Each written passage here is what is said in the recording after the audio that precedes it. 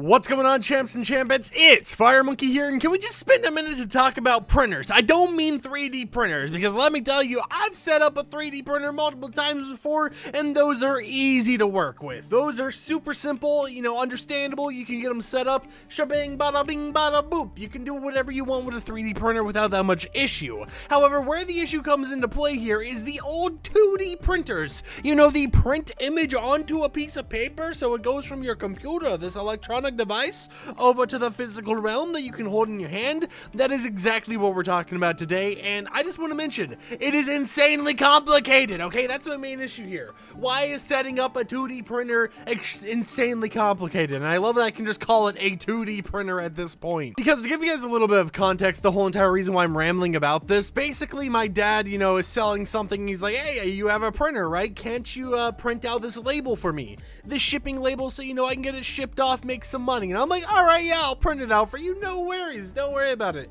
Just give me the print, give me the PDF, whatever you want me to print off, and I'll get it printed off. And he reminded me a few times being like, hey, make sure you print that today. And I just remembered maybe an hour or two ago to print it. So I started printing it, right? And I turn on the printer, don't think anything of it. I go to my computer, the printer's, connected, whatever, and I go to print, and it's like, your printer is offline. So I'm like, what's going on here? So I cancel it. I go back over there, turn it, make sure it's on, checked, and all that stuff.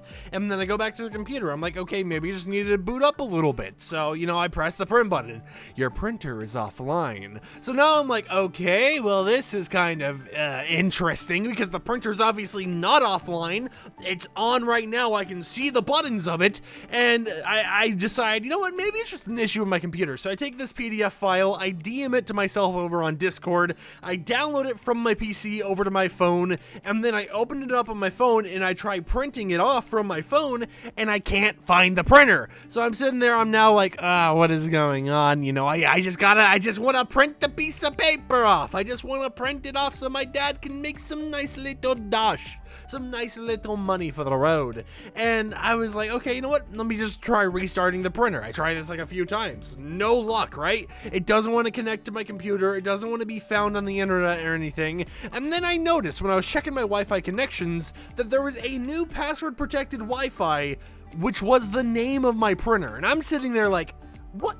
Why is there a Wi-Fi for my printer? And then I got to thinking for a little bit. And typically the Wi-Fi for electronic devices such as my Google Home Mini, for example, typically those only show up as Wi-Fi connections whenever you have an issue where it disconnects from the main Wi-Fi you connected it to. So I'm like, okay, I go over to the printer, I find the settings, and then I go ahead and try setting up to Wi-Fi, and it's like, complete the setup on your computer or your smartphone. So I'm sitting there back at my computer and on my smartphone at the same time trying to figure out how to complete this setup, and I can't find anything anywhere. But keep in mind, it's telling me I should be able to see it on my computer, and I was like, okay, maybe there's a password or something somewhere. So I turned it off, turned it back on to start going through the steps, and then I see a different option, and it's related to Wi-Fi as well. Keep in mind, there was 3 different Wi-Fi options in the settings here.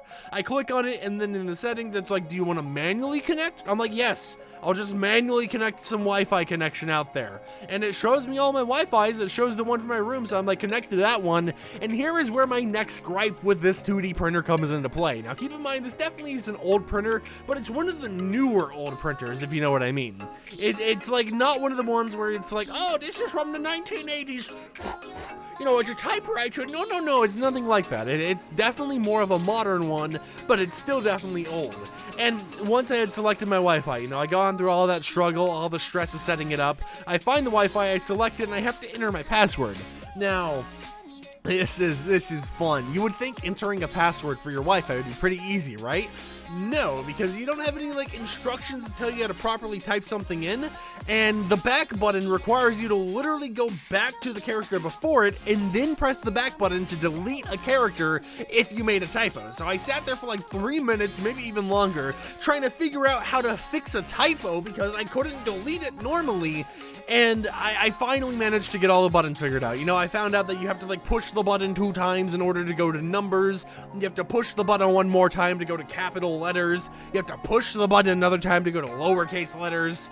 And after, I finish all that, I type in my password and stuff, it connects, and it stays on the connecting screen for like 5 minutes. And keep in mind, the only real display is this small little rectangle.